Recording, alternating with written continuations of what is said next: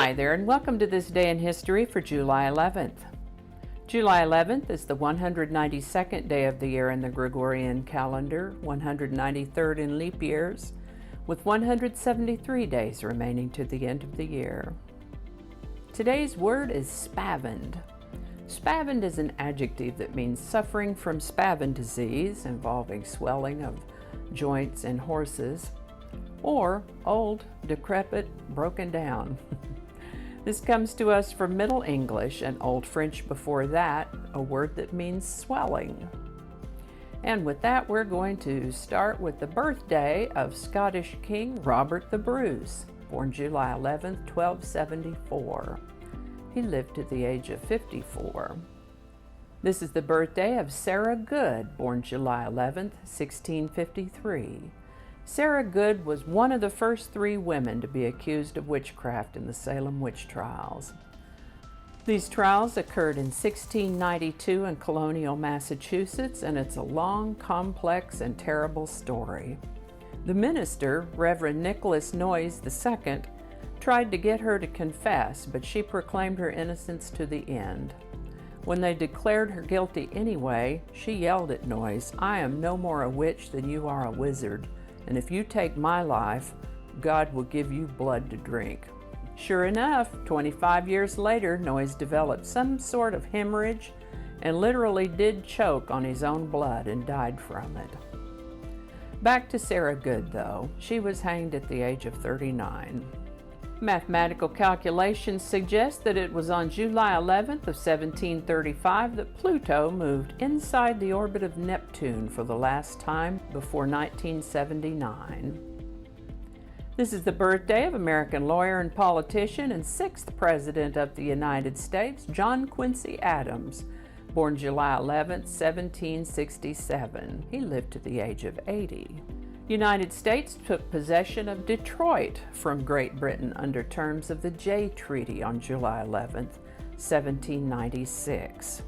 On July 11th, 1804, Vice President Aaron Burr mortally wounded former Secretary of the Treasury Alexander Hamilton in a duel.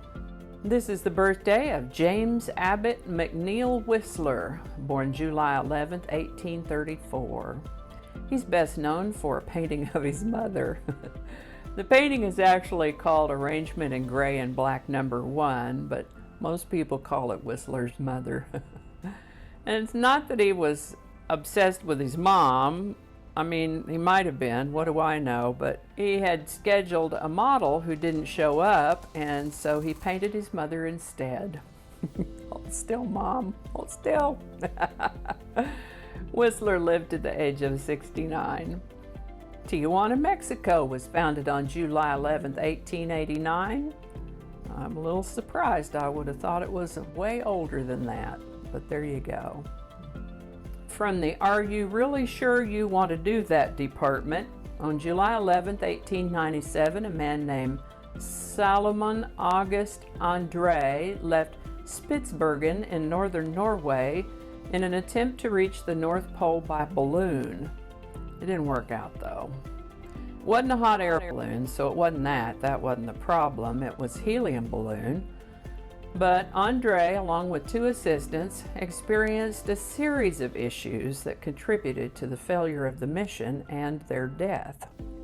First, they lost the apparatus that they intended to use to steer the craft. Then within 10 hours of liftoff, they caught some strong winds from a heavy storm in the area.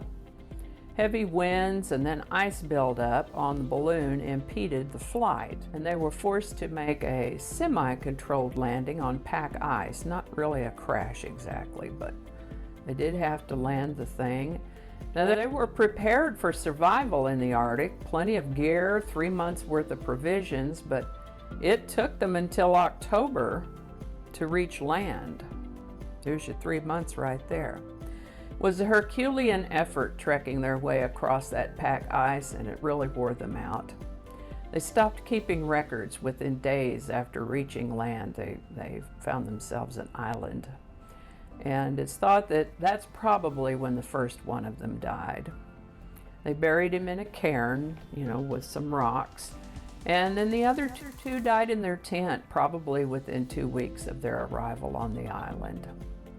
This is the birthday of essayist and children's writer E.B. White, born July 11, 1899. You might recognize the name. He is the author of the children's book Charlotte's Web. He lived to the age of 86. The book To Kill a Mockingbird was published on this date in 1960. This is a book that almost didn't happen. After she moved to New York in 1949, the author, Harper Lee, had started writing anecdotes about her life in the South, but they just weren't coming together to her satisfaction. In 1957, in a fit of frustration, she threw her manuscript out the window of her apartment. Fortunately, she thought better of that decision and went down and retrieved the pages and started over, ultimately resulting in the book To Kill a Mockingbird. Published in 1960, the book won a Pulitzer Prize for Fiction in 1961. This novel has sold more than 300 million copies since it was published and has been translated into 40 languages. Since the book's publication, Harper Lee's hometown, Monroeville, Alabama, has become a popular destination for literary tourists, with a Mockingbird Museum and gift shop, and a handful of restaurants named after the book and its characters. It does sound like a fun trip, though. Let me know if you've ever been to Monroeville to see the To Kill a Mockingbird sights and memorabilia.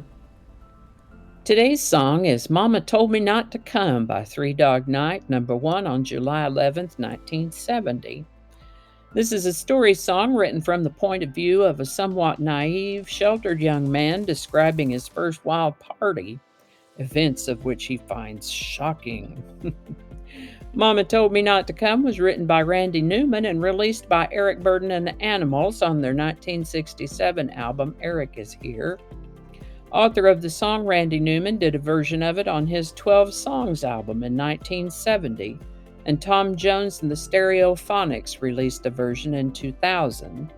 In addition, Momma Told Me Not to Come has been covered by a number of other artists and has been used in movies like Fear and Loathing in Las Vegas. Momma Told Me Not to Come by the Three Dog Night hit number 1 on July 11th, 1970 and held that spot for 2 weeks. Link in the description. And I think that's going to do it for us today. Thank you so much for watching. Consider subscribing if you haven't already. Feel free to share this video with the link in your email, messaging, or social media.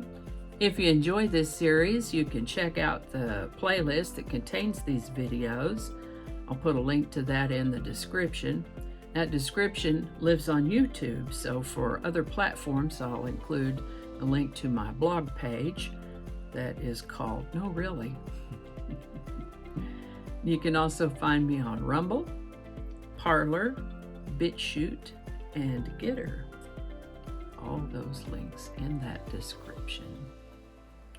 Alrighty, that's all I can think of right now. Thanks again, and I'll see you next time.